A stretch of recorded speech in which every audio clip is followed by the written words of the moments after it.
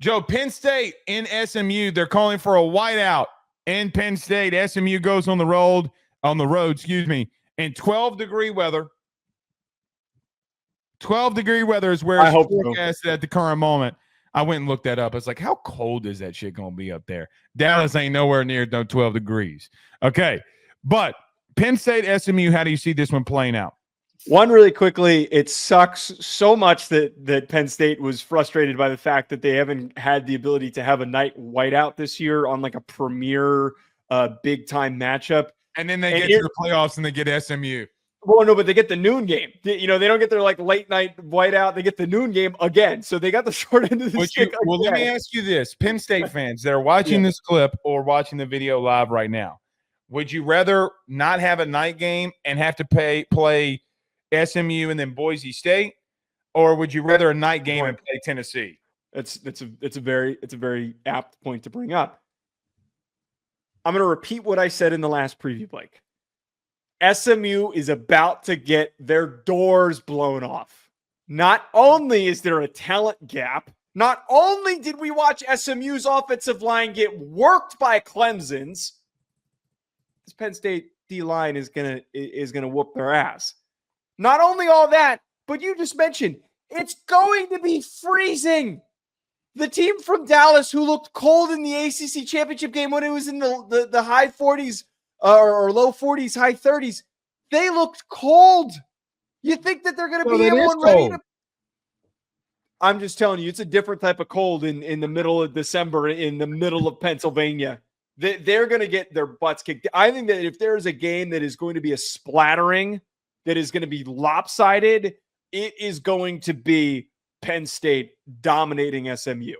All right. Other than just coming out here and say it's going to be a splattering, Andy Kotelnicki, would appear, pretty much came out because he had some interest from West Virginia that, I mean, he posted on social media that he's coming back.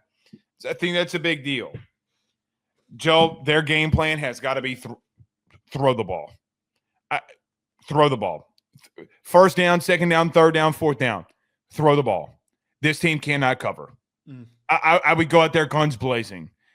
This secondary's – I don't think Penn State is fantastic with the weapons that they have outside. I think Tyler Warren is a superhuman. He's a super freak. Super freaky. Okay, he is that dude. It doesn't matter. They're gonna eat him alive. I've seen lesser teams eat SMU secondary alive than Penn State. You're right in thinking and saying it's going to be a bloodbath. I get all of that. And every time we bring this up, I get pissed off every single time more, knowing that Bama should be the team, or South Carolina should be the team, or Ole Miss should be the team going up in that 12 degrees and playing. This is the thing that pisses me off the most. Now, watch SMU go out there and beat Penn State. But I'll tell you this, Penn State fans, find a way to lose the next 2 weeks. You then question marks need to start really flying up about James Franklin. I don't think they are. And I think that they showed, Joe, if we're being honest, this year more than anything, they are on the doorstep. They really are. I really believe that about Penn State. They're on the doorstep of doing something fantastic. Can you finally get over that hump? And if you would have told me going into the beginning of the season that Penn State would make the playoff and potentially win 2 games and get to a semis, Joe, that's overperforming, regardless of who their opponents are.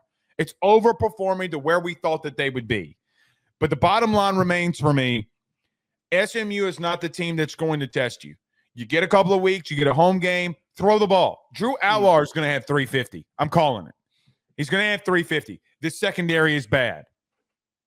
I do agree with that. I think that if there is a game, and he threw for a ton of yards against Oregon, a little bit more out of necessity, but there were picks, though. Pause. He had the 2 interceptions. He's been a little turnover prone. There were some Drew Allar is everything people try to convince me that Joe Milton was without the running ability. Massive arm, bad decision-making moments. Yeah. But Allar is the Coca-Cola version of that. Remember, they tried to sell me on Joe Milton. Dude's got a massive arm. When he's in rhythm, he's the most dangerous quarterback in the country. I fully believe that when he's on one. But is he going to wee down his leg and be inconsistent? When he starts doing that, he starts getting bad, Joe. Yeah, look, there's a little bit of truth that there's some unnaturalness sometimes to the way that he plays the game. But this isn't going to be the game where they're troubled. I really don't think that they're getting tested until they're going to face the winner of the Notre Dame Georgia game.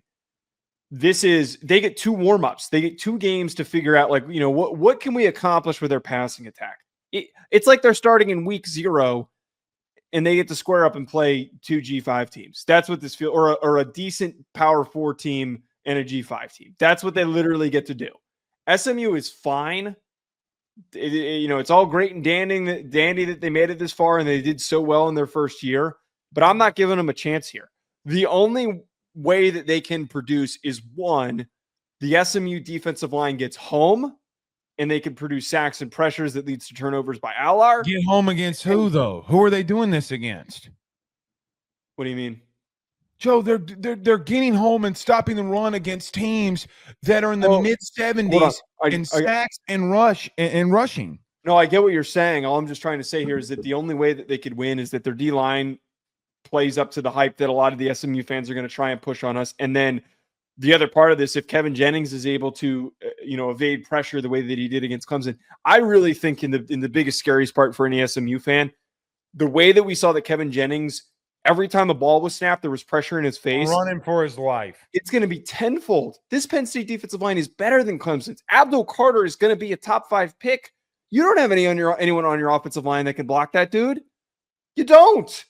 Plain and simple, they are not going to be able to produce the same level of offensive output anywhere near what they did for most games this season. I tend to sit here and agree with you, my man. I really, really, really do. It's going to be very interesting to see how that one plays out. All right. BetOnline remains your top spot for all of your live betting action and contests. NFL, college football, UFC, NHL are all in full swing. BetOnline is your number one source for wagering news, odds, trends, and predictions with both desktop and mobile access at any time. Head to BetOnline today and use promo code BELIEVE, that's BLEAV, for 50% off your first deposit. That is a 50% welcome bonus. BetOnline, where the game starts.